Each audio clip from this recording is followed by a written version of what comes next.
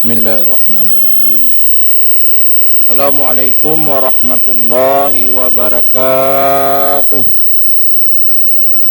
Alhamdulillahi rabbil alamin. Wassalatu alihi wa sahbihi ajma'in. Wa qala Allah subhanahu wa ta'ala fil Qur'anil Karim. Bismillahirrahmanirrahim. Alif Lam Mim. Dzalikal kitabu la raiba fihi hudan lil muttaqin. Shadaqallahul azim. Kaum muslimin dan muslimat sedang jamaah zuhur yang dimuliakan Allah, baiklah sambil kita niat i'tikaf di rumah Allah yang mulia ini, sejenak kita pahami ya apa yang telah kita yakini sebagai rukun iman kita wa kutubihi. Jadi Al-Quran itu merupakan hudal linnas, petunjuk bagi manusia. Baru-baru ini berkembang berbagai kasus aliran sesat. Kita dalam waktu singkat ini kita memahami apa indikasi aliran sesat, apa kriteria aliran sesat, apa sebab akibat orang bisa murtad atau aliran sesat. Baik, kalau kita merujuk kepada fatwa Majelis Ulama Indonesia atau MPU Aceh pada nomor 4 tahun 2007, kriteria aliran sesat itu ada 13 perkara. Pertama adalah mengingkari rukun iman. Jadi rukun iman 6, kita ingkari salah satu.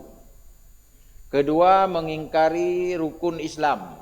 Ada 5 rukun Islam ini kita ingkari.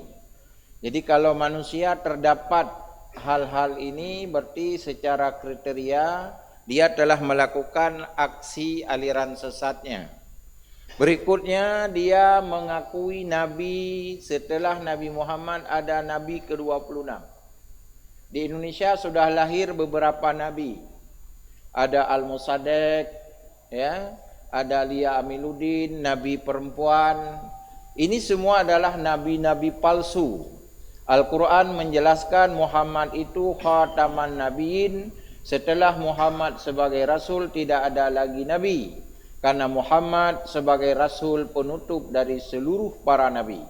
Maka jika ada orang mengatakan, mengiyakan bahwa setelah Nabi Muhammad ada Nabi dan Rasul lagi, maka secara kriteria dipastikan itu aliran sesat atau murtad. Ini harus hati-hati. Baru-baru ini sedang berkembang isu di sebuah pesantren Az-Zaitun oleh Panji Gumilangnya. Itu banyak hal yang mereka langgar di situ. Termasuk menafsirkan, termasuk aliran sesat berikutnya adalah menafsirkan firman Tuhan tidak berdasarkan teori-teori tafsir. Kawaid-kawaid di dalam tafsir atau disebut kawaidut tafsir, di dalamnya bicara ulumul Quran. Ada 14 cabang pengetahuan baru bisa kita menafsirkan Al-Quran. Kalau tidak paham 14 cabang pengetahuan ini, maka secara ilmiah, secara legal, formal di dalam ilmiah, tidak boleh dipegang tafsirnya, pemahamannya. Lalu itu kriteria. Kalau indikasinya apa? Indikasinya adalah dia belajar sembunyi-sembunyi. Indikasi berikutnya dia belajar ruangnya tertutup. Jadi nggak boleh masuk orang lain, tempatnya harus sembunyi, komunitasnya orang tertentu, tidak boleh orang lain. Itu indikasi. Indikasi bisa ya, bisa tidak. Nah, jadi kalau ada sebuah pengajian di wilayah kita yang pengajiannya tersembunyi-tersembunyi, tertutup, tidak boleh masuk orang lain, itu bisa disyirgakan. Jadi bisa ya, bisa tidak, tapi indikatornya sudah ada.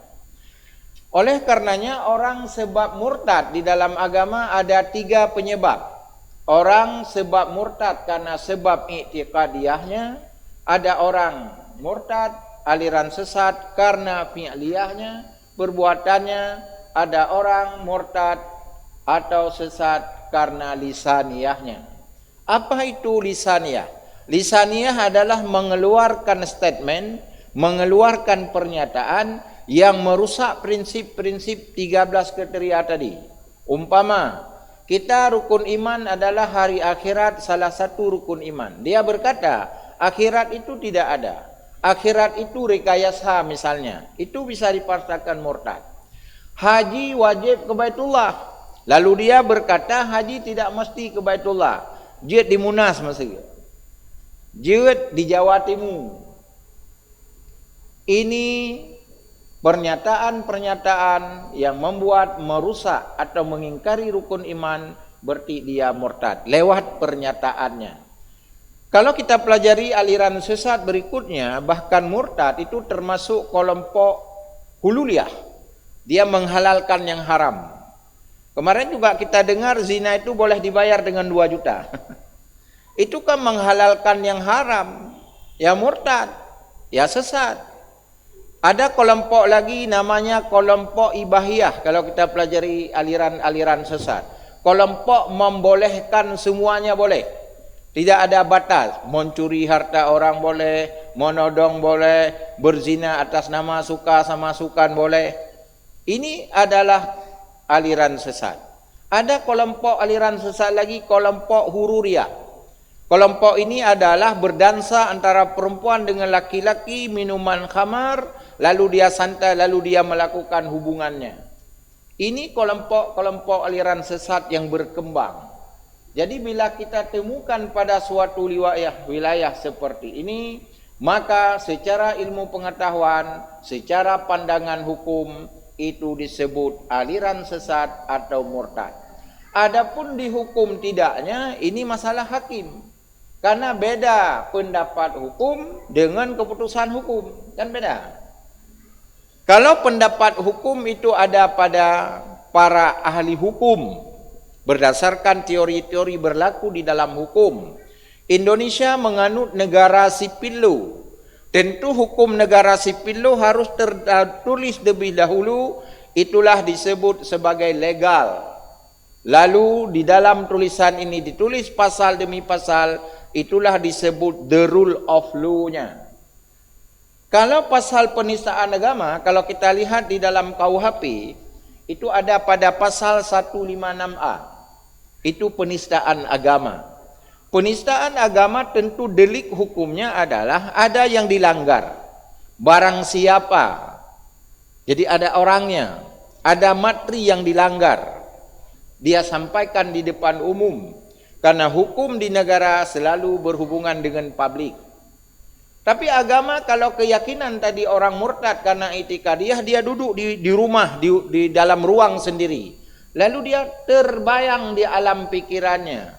Ada enggak kiamat ini? Ada enggak syurga ini? Ada enggak neraka ini? Lalu tertasrif. Ikut lihat thang hana kiamatnya, thang hana nerakanya.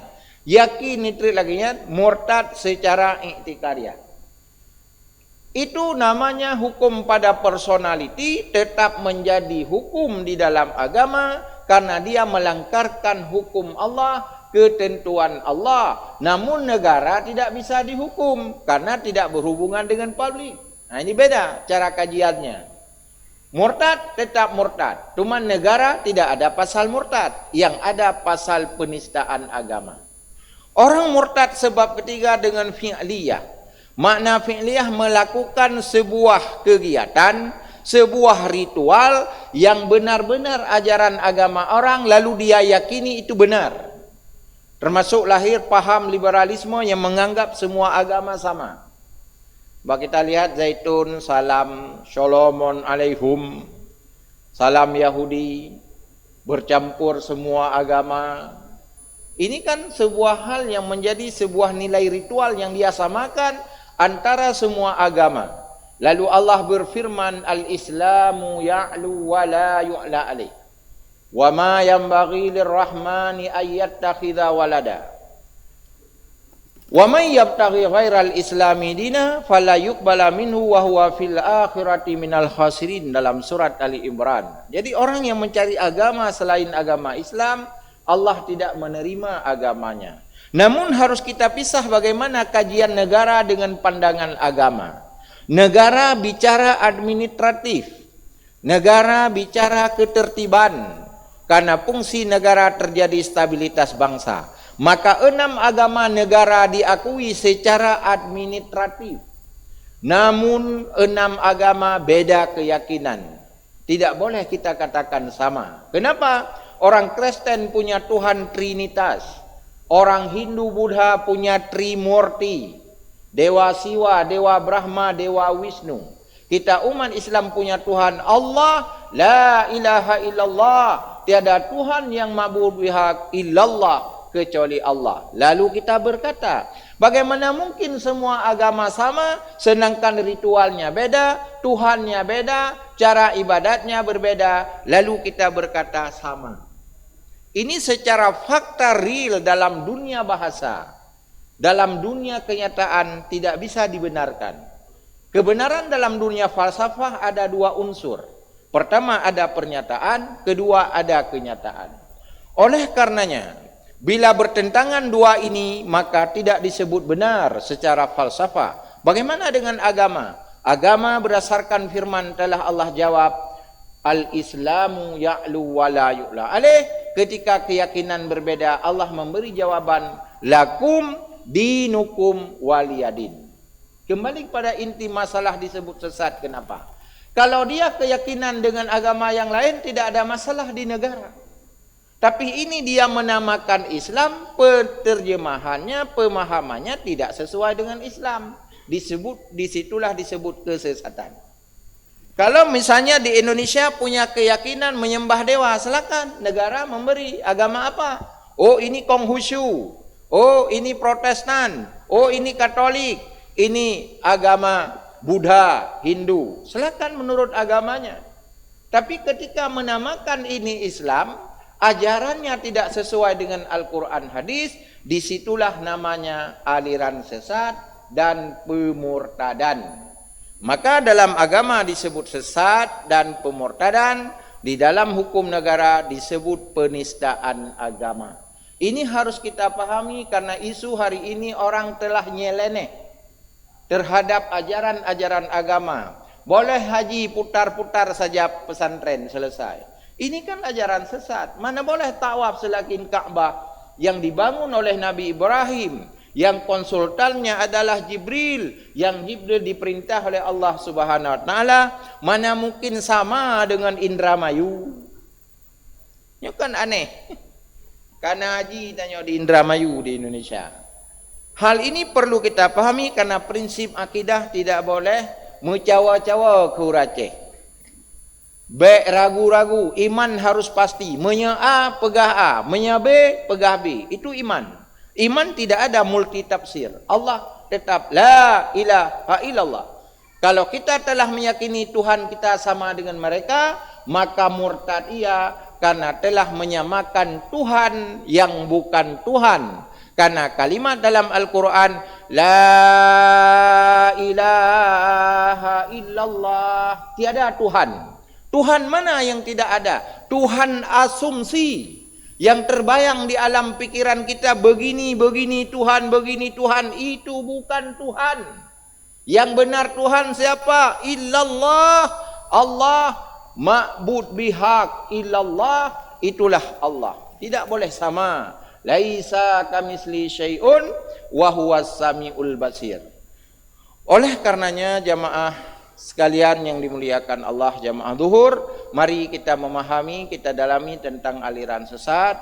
Untuk jamaah ingin mendalami, boleh buka nanti banyak berita-berita. Kalau fatwa majelis MPU, Majelis Permusyawaratan Ulama Aceh, itu nomor 4 tahun 2007. Di Majelis Ulama ada 10 kriteria aliran sesat. Ini perlu kita memahami agar kita tidak terjebak dalam dunia kegelapan. Amin ya Allah ya Rabbal Alamin. Assalamualaikum warahmatullahi wabarakatuh.